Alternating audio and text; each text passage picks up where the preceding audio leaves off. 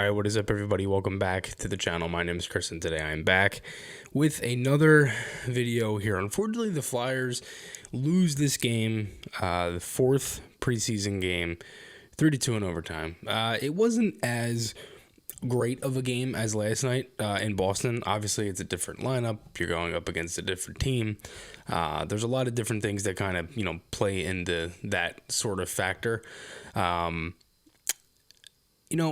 This one was sloppy for a lot of it, and not like sloppy in like a bad way. Like teams were, it's really hard for me to describe this one. Like it just felt like nothing was really clean. Like it was just like tipped pass, or someone had to go the other way, or it's just such a weird game, and the Flyers couldn't really get much going for a while. They score early.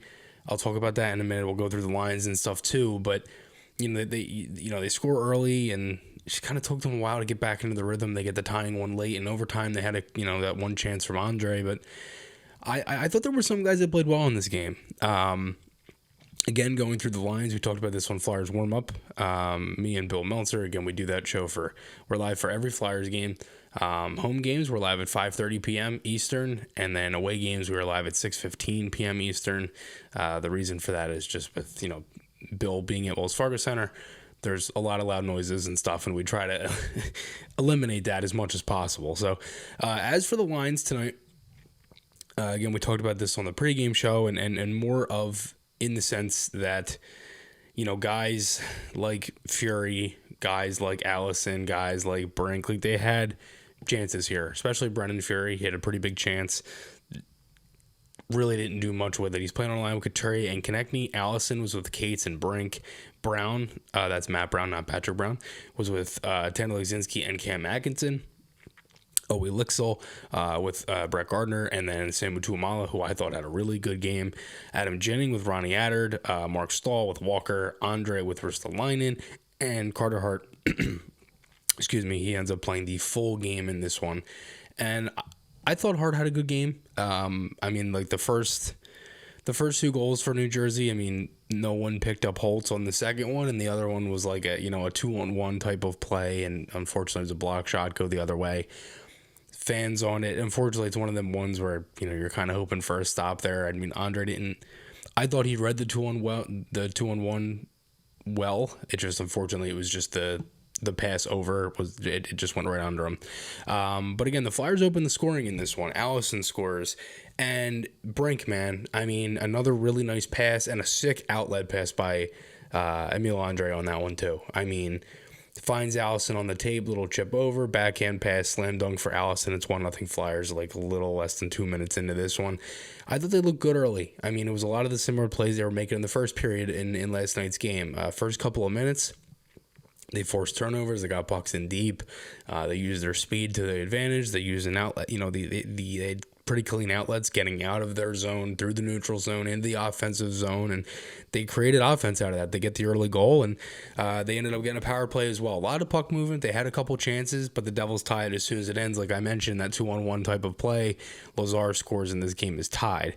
I thought Emil Andre was really good tonight. Outlet passes were good. I thought retrievals were good. He had a couple nice plays, just like when the puck would come near him behind the net, and instead of maybe just like throwing it around the wall, there was a couple times where I noticed he would kind of just quickly like move it in the middle, and no one really expected it, and it didn't really work out sometimes. There were a couple plays where it was just like, oh, that might be a little risky at times, but I like that idea. You know what I mean? I like that he likes to make risks, and he likes to take chances, and like Danny Briere, he said it in the first intermission with Bobby Brink. I ended up putting the tweet out earlier.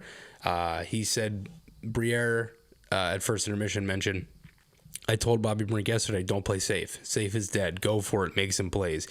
And then I put in the tweet that he mentioned the plays that Brink made last night. He obviously had the goal, the assist, the shootout goal as well. Tonight had a primary assist in the first period. He said that's the type of stuff we're looking for. You want guys to make plays. And I'm not just saying this like, obviously it's preseason. Like, we're rebuilding. We need offense, right? And you want guys to make plays. But there's many stories of guys that have had different, changes in their career because of not being able to make as much offense. One that comes to my mind is TJ Oshie. I mean, when, from going to St. Louis to Washington, it just kind of opened him up. And he was able to make more plays and do more with his offensive ability. And a lot of the Flyers' offense with Tortorella is a lot of chip and chase and dump the puck and go get it on the wall and fight for it in the corner. And when you see guys like Brink and Andre and these guys making smart plays, but also taking risks and chances, and for Briere to say that, it's definitely encouraging. This isn't like a knock on Torts. I don't want anybody to think that that's what I'm saying here. I just really like that Briere is giving that type of advice, and I'm sure Torts agrees with it, because it's things like that are going to make this team better. The Flyers did get a power play here a couple minutes later. It was not great. A 2-on-1. 2-1-0 really was what it turned into. Not the best. It just was not a good power play, and they get a 2-0. It was a bad pass by Brink. For some reason, they have messed up this entry. I don't know why, but there's been 3 turnovers like this. Farabee had one. Coots had one. Coots had one in the first game. Farabee had one last night, and then Brink in this game. Like the drop pass getting into the zone, it's like everybody's to the outside and no one's there to pick up the puck. And it's happened more than once. So I don't know if this is like a systems thing or they're just getting used to maybe a new type of entry. But they haven't been great so far in the preseason. And I've talked about this so many times. The entries and how they need to be better, and the overall getting into the zone factor, and it just wasn't a good one. Hart made a great save here, though. Devils would score. Holtz. No one picked him up. Ginning was on the same side, and it was just an absolute gong show in front of the net, and it was 2-1. Fury was standing there. Coots was kind of playing wing on that one just because the way the coverage kind of fell, and yeah, not the best one. Nothing Hart could do. It wasn't a bad period. I thought the Flyers kind of faded out towards the end of it. It could have been better for sure. I thought Andre looked good. Brink, Hart made a couple good saves. Sean Walker had a really underrated game. I really noticed him in winning pucks along the wall and just getting the puck out quick. He played a safe game. I mean, he didn't really try to do too much. Had a couple plays keeping the puck in.